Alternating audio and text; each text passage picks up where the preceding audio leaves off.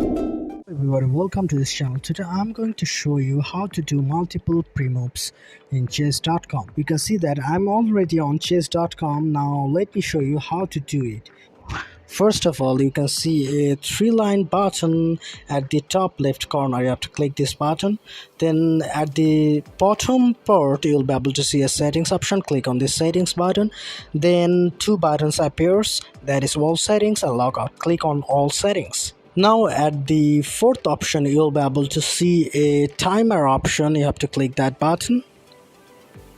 Now at the first option, you can see a button that is enable pre-moves. You have to just make sure it is turned on. That means it should be in green color. After that, scroll down to the bottom and click save. That's all, your pre-moves has been updated. Now let me show you if it works or not. So I'm going to play against a computer. Okay, let's do it.